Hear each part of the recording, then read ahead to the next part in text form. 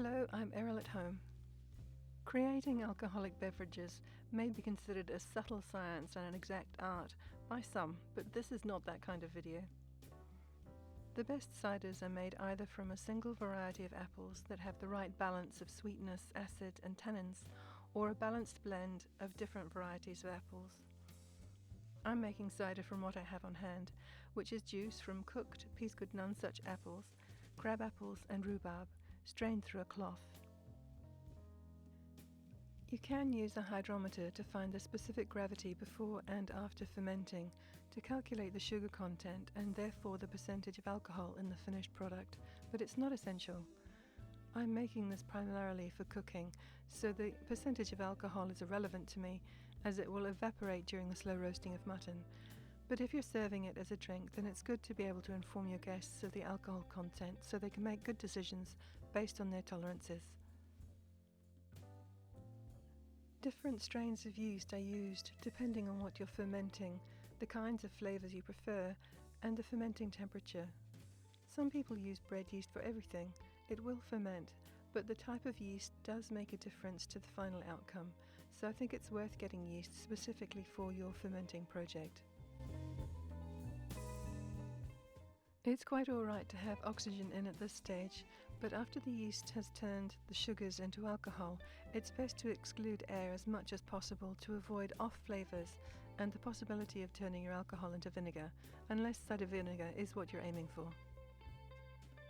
The airlocks I have fit the demijohns, but not smaller bottles. It's possible to drill a hole in a cork and fit an airlock into that for smaller bottles, but so far using a perforated balloon has worked well to allow carbon dioxide to escape while keeping everything else out. As long as the ambient temperature is warm enough, the yeast start work quite quickly. Within about a quarter of an hour, there were air bubbles passing through the airlock, evidence that the yeast were turning sugar into alcohol. After about a month, most of the yeast had settled to the bottom and bubbles were no longer being produced. This means either all of the sugar has been converted to alcohol or that the alcohol content has risen high enough to kill off the yeast.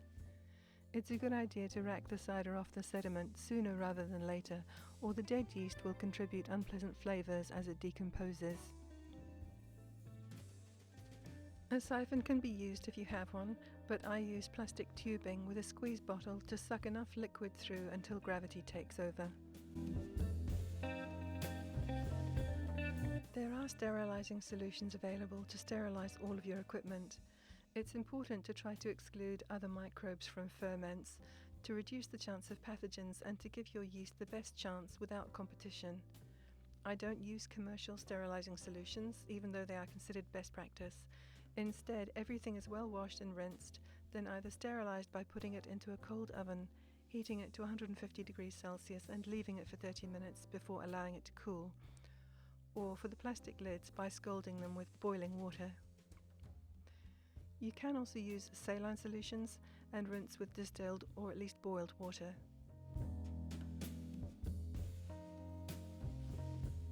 I'm not a particularly experienced brewer or vintner. I make alcohol to contribute to our medieval gatherings and for cooking, so I do things very simply. For those who love it though, it can become a complex, fascinating and absorbing hobby.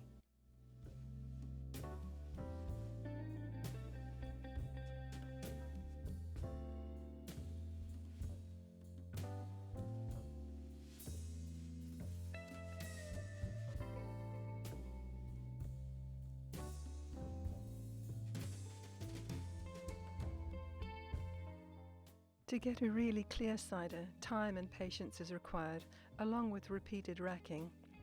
Cold crashing by putting the bottles into the fridge can help speed this up, and a clear cider does look nicer than a cloudy one. I didn't bother doing that with this batch. It had a wonderful aroma and friends who sampled it enjoyed the taste. I dislike the taste of most alcoholic drinks, and this was used for cooking and it made wonderful gravy. If I were making this for drinking, I'd use only 5% crab apples and a range of apple varieties rather than just one, but it was absolutely fit for purpose and very simple to make. I already had airlocks and demijohns from making sack mead, But all that I really needed was a bucket or stock pot to mix everything in, bottles, tubing and a squeeze bottle, so you don't need specialist equipment if you want to give this a try.